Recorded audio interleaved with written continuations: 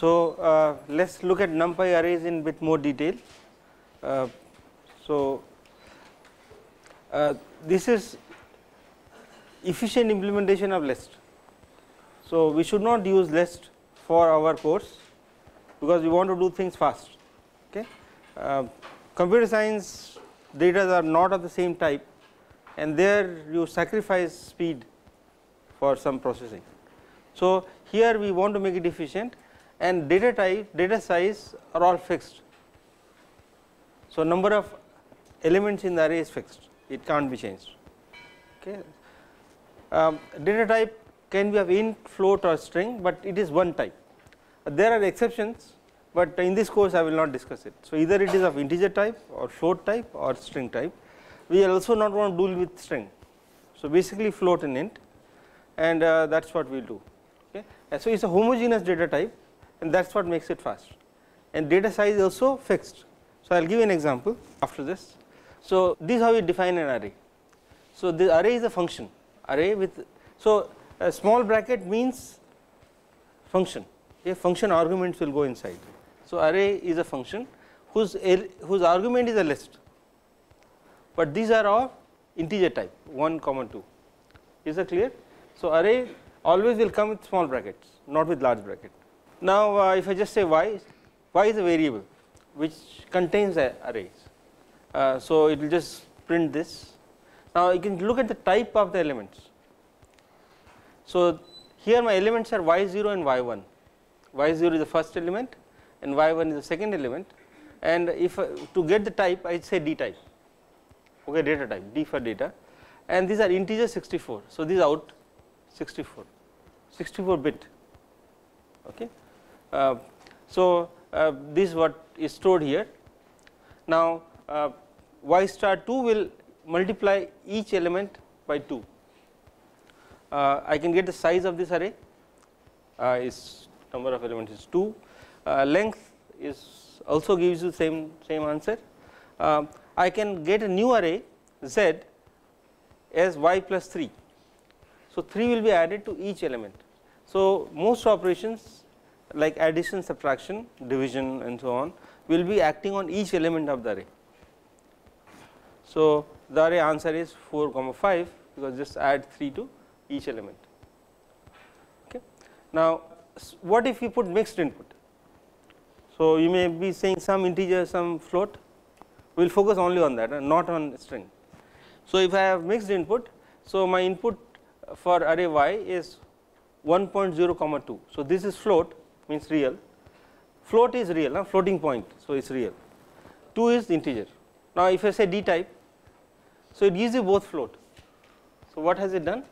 It has converted that 1 rather 2.0 2 to 2.0. So, it will convert it automatically. So, it makes all the data as same type, that is what makes it efficient. List will not do it, list will keep one as float, other one as int, which I showed in the last class. Okay. So, that is the difference between list and array. What if I put both of them as 1.0, 2.0? This is straightforward, it should be both float 64, it is 64 bit, okay, it is a double. Float 64 is same as double of C. So, let us do some more with now this is a 2D array, means there is a square bracket, within that there are 2 elements with square brackets. So, it is 0, 1, 1, 0, it is a matrix. So, if I say x, then I will get the same thing.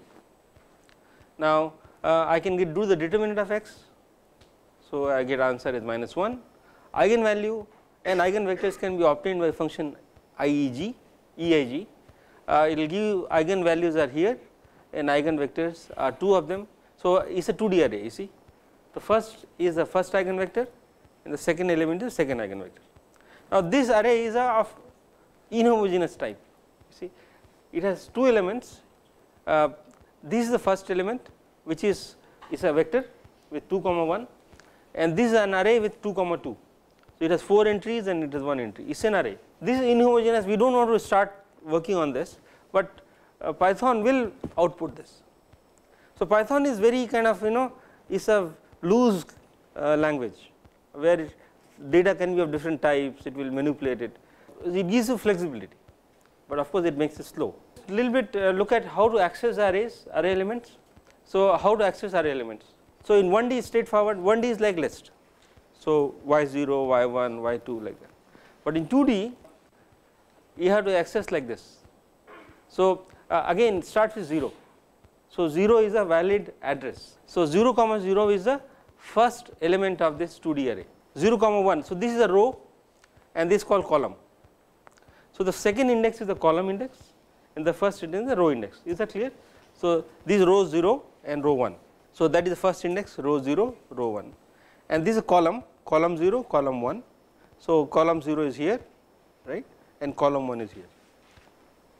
So, it can be bigger arrays, it is a 2D, or we can also do 3D.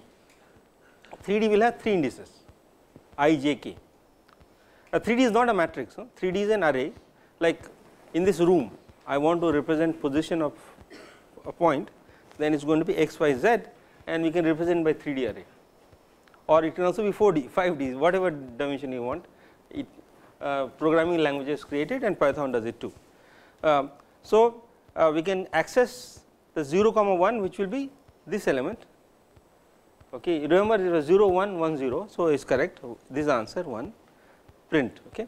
Now, we can also access this element by putting 2 bracket 0 bracket 1, this gives the same answer. So, this saves you a bit of writing, but you can use this as well. Let us look at this eigen function again. So, I can assign this answer to a array y, because it gives an array eig returns an array. So, if I say y, so it is going to give me the array. I want to access some element, let us say I want to access this guy 1.0. How do I access it?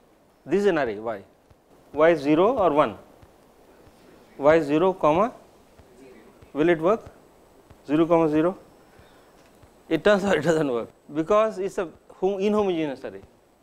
So, this will not work and it gives error like this, it will come in your screen. So, what you have to do is you have to say 0 bracket 0 bracket. So, if you say 0, put a bracket here, put a bracket here, it will work like this. So, y11 will give you, in fact now this is another example, y11 will be what? So, this is 0, this is 1, but 11 will give you this one. This is y0 and this whole thing is y1. So, it is a structure of structure, if you know this C. So, let us write this. So, for this example, y0 is a structure which is that 1 minus 1, is it correct? 1 minus 1, and y1 is the 2D array.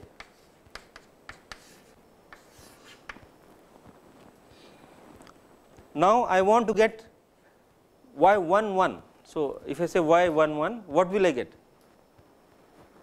So, this consists of 2 of these. So, I will get here, and if you want to go within that, so I want to get here, then I have to put this y111 in 3 levels. So, you go in a building, then you go inside the one corridor, then go inside a room, and this part of structure is not a, actually this is not an array really in strict sense, it is a structure which has sub arrays inside, but do not worry too much about it. I just wanted to illustrate that addressing has to be carefully done. For you, you just focus on matrices and arrays which are 3 by 3, 5 cube like that.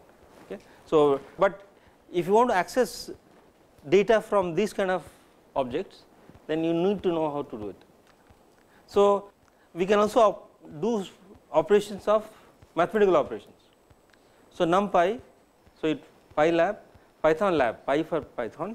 Python library has square root as a function. So, if I do square root of this, I will get this. It is an array, square root will act on each element. Similarly, I can add 2 arrays y plus z. So, you will add element by element, but what if I do y star z, what will I get? It is not a matrix multiplication or array multiplication, it is element by element multiplication. If I take matrix A and matrix B, I say A star B, it is just going to do element by element multiplication, it is not going to do matrix multiplication. Matrix multiplication you have to write your own, but rather it is there, but it is not A star B. So, one has to be careful this kind of in this operation. This is a dot product, if you like. It is not a complex number, but it is a dot product. Well, actually it is not a dot product, I must apologize. It is not adding things, but it is just multiplying, it is just multiplication of element by element, that is what you should say.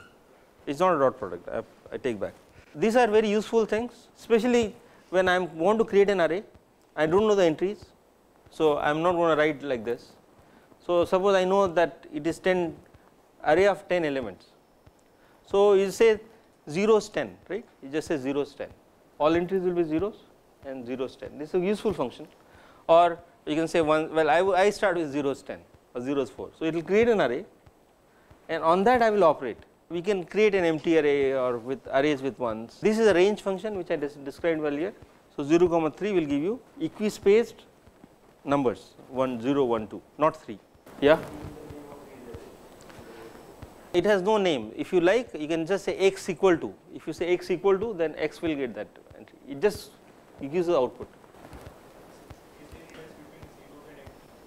It's the same thing.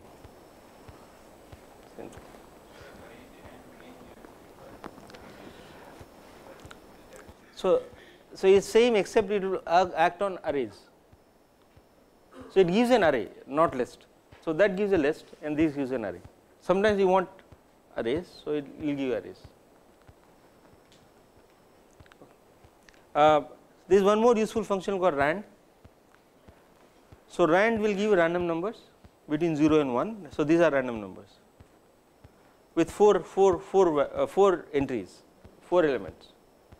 If I don't put anything here, it will give you one number. But if you want to generate 100 random numbers, you can just do it. Like linspace was a bit confusing in the last class.